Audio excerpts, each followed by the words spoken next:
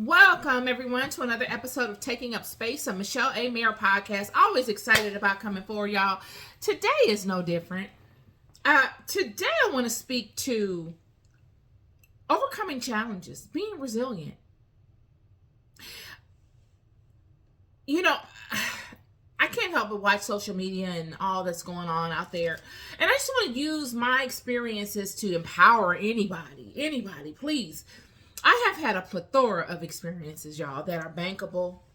I thank God for the way that God has led me and has brought me forward, because it totally legitimizes me. It does. I have been thrown at the feet of the congregation, stark naked, just out there, and I had to get up, dust myself off, cover myself as much as I could, and still get out here and dance. And a lot of times, many people don't experience such things, but they experience it in different ways. It unravels and unfolds itself in a myriad of ways, and it's how you view it that matters the most. And that's what I want to speak to today. I'd like to devote today's podcast to that. Like I said, I've had my experience has been that I was just thrown into many environments, and I could have looked at it as the most disadvantaged thing, because it was. It's embarrassing. It's disadvantaged state that I was in, and I was a total man down. But I could have stayed there if I didn't have anything else in me, if I didn't feel worthy, if I didn't feel like I had anything else of value. I could have been one of those people to stay there and make that my home. The Lodebars and the Absaloms of life I have come to know very well. The places that people call depression and fearful and chaotic, I know those streets. I know the people that inhabit them. I'm familiar to those areas, but I'm also familiar to the high places and the beautiful places and the airy, lofty places. I'm familiar with them as well. But through it all,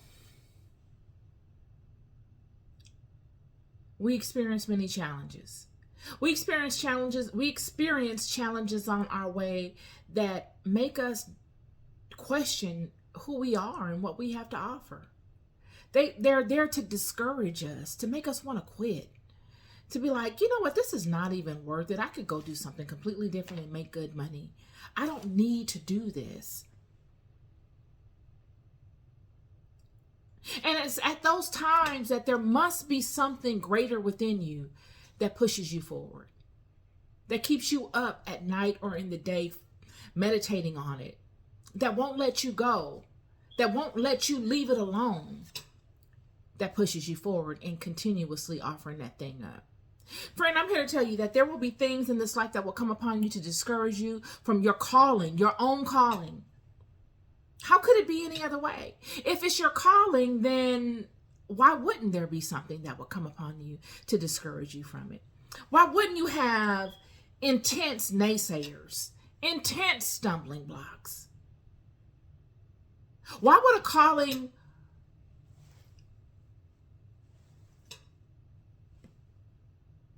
require less? Why? Wouldn't a calling, something as monumental as a calling, require such activity, such negativity, such monsters, such demons to present themselves at certain intervals along your way? Anything less than a true calling wouldn't come out for all of these energies. They wouldn't manifest themselves. They wouldn't find it worthy of their time. Don't you know that the negative, demonic, evil, wicked side of the house is just as holds themselves to just as much regard as the angelic?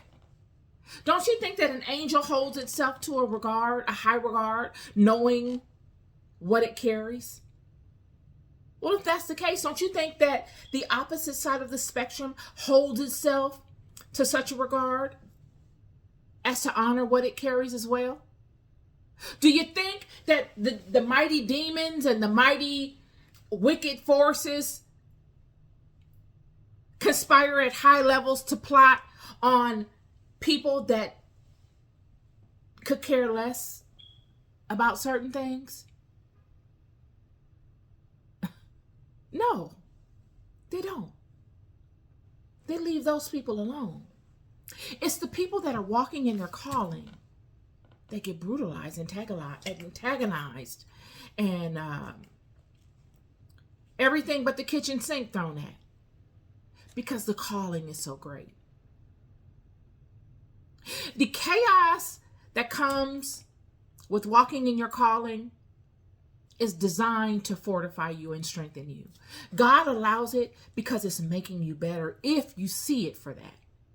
Yet if you see it as a situation where you can have a pity party and be sad and be like, all these people are ganging up on me and it's too much and I'm tired, then you will bow out. It wasn't for you. It's a situation where you are being proven. Because if you keep going and you don't allow it to change you, and if you are aligned properly, you will reach where you desire to be.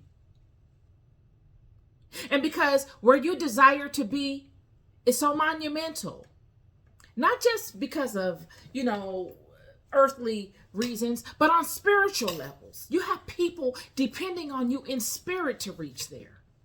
And because that is so monumental, the challenges are so great. Look at your challenges as situations to make you capable. Another avenue or two or three or four or five or whatever that is presented on your path to make you even more capable than you already are.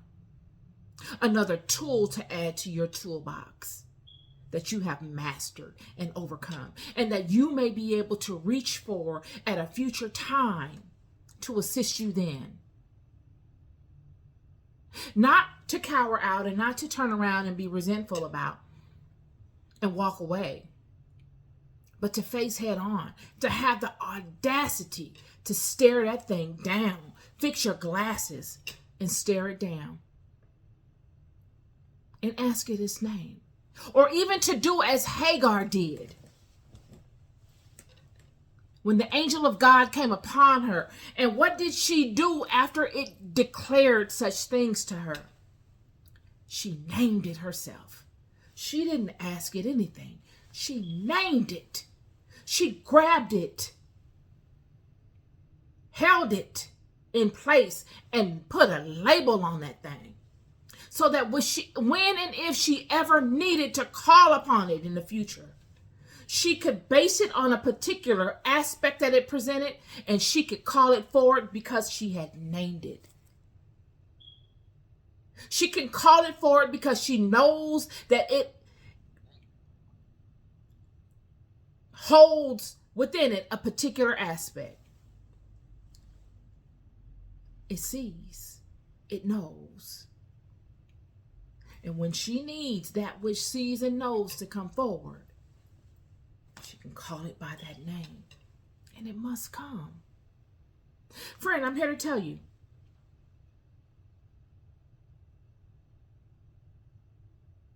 that it is the challenges of this life that prove you. They prove you by the way that you face them. They prove you by the way that you handle them. And they prove you by the way, what you do with them. A lot of things that come upon you expose weaknesses in you. A lot of things come upon you that to other people, they expose strengths. But either way, they expose something. And it's what you choose to do with what they expose that makes or breaks you. Even the person viewed when that aspect is shown by certain people in strengths, there will be some people that will see a weakness. It is your job to pinpoint those things and to not be defeated by them, and not to allow the naysayers and the people that have come to your concert to boo, to impede your dance. You dance even the more amongst the boors. Or you drown the boors out and you focus in on those that are clapping. And you dance for them even freer. But you do not stop dancing. Because I'm here to tell you, friend, in life, there are going to be people that's going to come and they're going to come just to boo. They're going to buy a ticket just so that they can come and sit in a seat and watch you and wait for a moment that they deem worthy to boo at you. Yet, you still got to dance, friend, if that's your calling. And you don't focus on the boos. If the boos outnumber the applause, surely you can focus on it and you can look at it and say, what exactly are they booing at? Can I improve on this? Do I desire to improve on this? Or do I like this?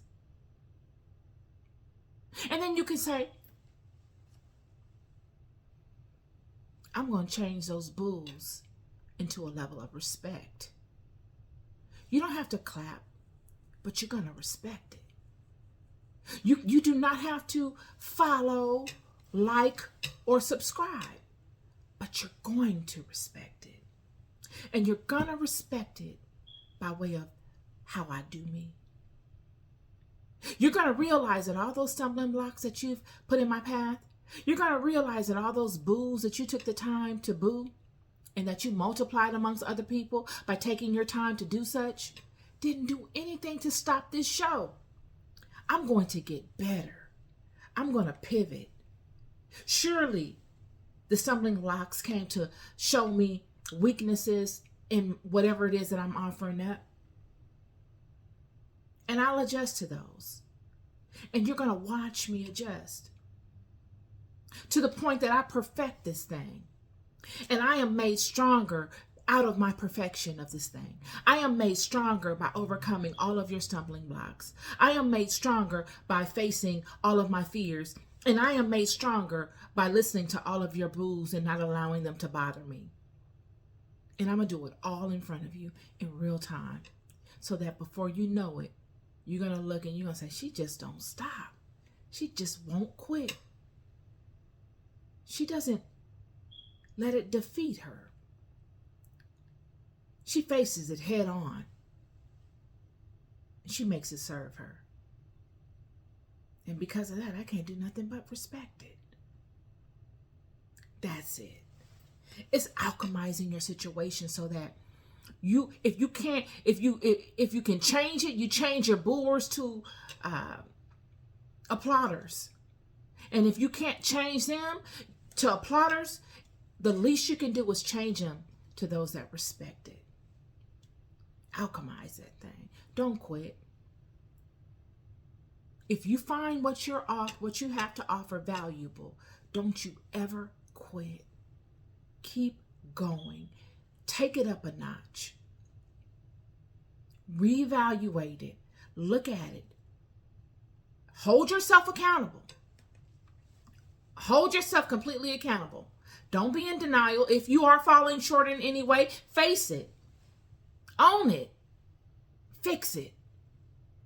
And come back fixed, acknowledged, and ready. This is my mini podcast episode for you today. I just wanted to drop this on y'all today because, nobody out here is perfect. There's going to be, all of us have things that we fall short in. All of us have things that we could be better at. And life is a huge learning curve. But if you find yourself valuable, if you're standing in truth and in integrity and in authenticity, keep offering that thing up. Fine tune it and keep offering it up. You're loved more than you'll ever know. Be good to yourselves and be good to one another. Peace and love.